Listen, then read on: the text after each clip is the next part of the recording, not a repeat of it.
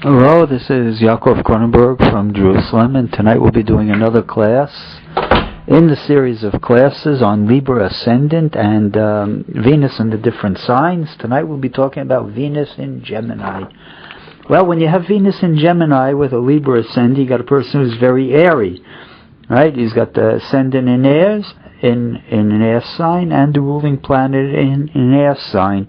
So there's going to be always an intellectual bent to the personality, especially that Venus now is going to fall in the 9th house, the house of religion, philosophy, higher education, travel. All these things are going to be very important to a person who's going to have Venus and Gemini in the 9th house, right? A great love of communication, of speaking, a very beautiful, flowery type of speaking style, a good communicator, right? Or very highly intelligent with the ruler of 9, interested in higher education, interested in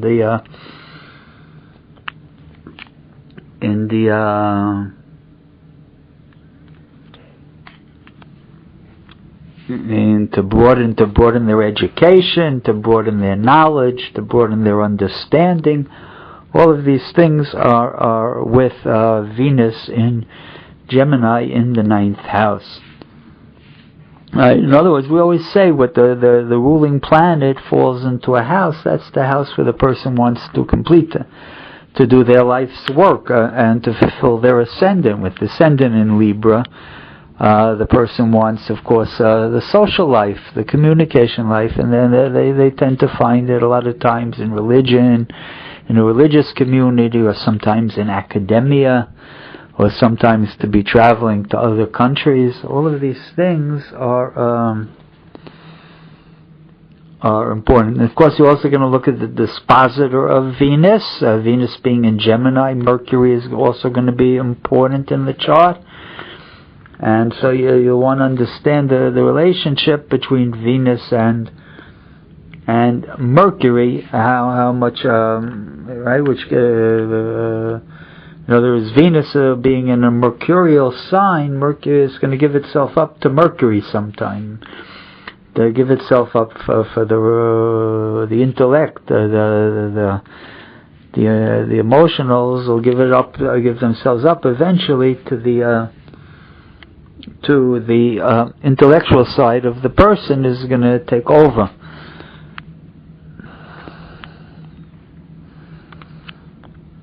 And so I want to do a chart tonight. We'll do a chart of a very famous man. He was President of the United States, a mythological President of the United States. He was President for a short time, and people had great hopes for him, but his life was cut short by an assassin's bullet. His name is John Kennedy, and I remember back then, even then, in one of my first introductions to astrology was that all the astrologers had predicted that he would be assassinated, right? Well, maybe we'll talk a little about that, where they saw that from. But now our main concern is to look at that Venus in his chart, that Venus in Gemini. And so you see he had Venus in Gemini, actually not too far from a conjunction with the Sun, which is a rare hint to it that the person's going to have honor.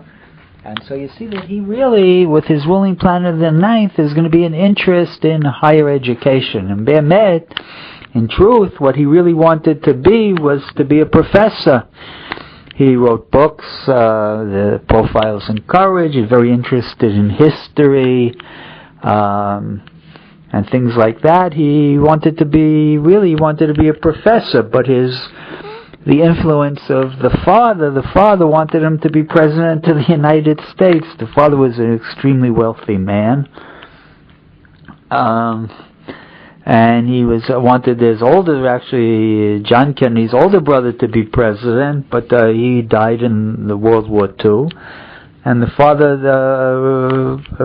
chose John Kennedy afterwards to become president. And you see that in the parental influence in the chart. As you see, he's got Saturn in detriment in the 10th, coming from the 4th house, the house of the father, right? The house of the family. And so you see that he was guided very, very much by the parental influence that took him away from his academia and led him into a career into politics, public service. And so he had that bad Saturn, right? Saturn, again, we talked about it recently in the chart of Arthur Miller, also had Saturn on Gemini, Saturn in Cancer in the 10th house, indicating fall. And so you see in his chart, he fell by an assassin's bullet, right? His Saturn gets taken over by the moon, which is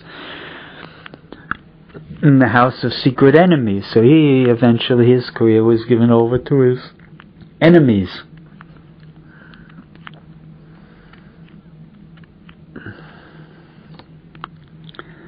And so it's an interesting chart, right? You see he's got that strong 9th house with the Sun and Venus working towards the 9th house. And he also got Pluto in the 9th house. So he's got a big 9th house influence. His 10th house is very, very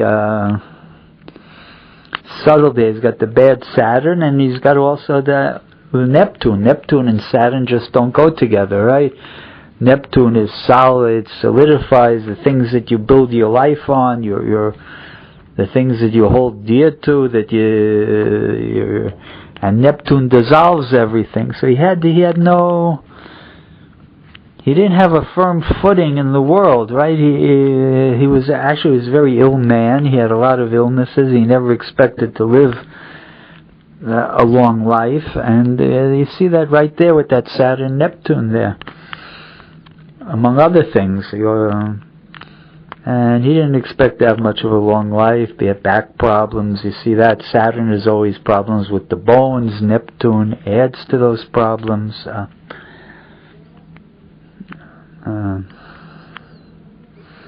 And he has 3 planets in the house of death, all squared by Uranus, especially the Uranus exactly squared to Jupiter, the ruler of the house of ill health. A lot of rare diseases. He had Uranus square Mars. That's where a lot of the astrologers saw that he would be killed, with Uranus square Mars and the Saturn in detriment, getting taken over by the moon. All of these things were indicative of the man and his destiny. Of course, it's a tremendously interesting chart. We can spend a lot of time on it, but really what we're here concerned about today is the Venus. And you see the Venus gets taken over by the Mercury, and they're in mutual reception. And Mercury gives itself back up to Venus. So again, there's the idea of writing. We saw already a number of T.S. Eliot. We saw Venus, Mercury conjunct Arthur Miller. And now we see John Kenny, not exactly conjunct, but each one in the other sign, so they work together. And he also was an author and great speech maker too. And you see that from the moon, from the Venus-Mercury connection. It sort of sticks out, right? And he was a good debater, right? Mars conjunct Mercury. But like we say, it was a short life because of the difficult 8th house and the difficult 10th house. And I thank everybody for listening.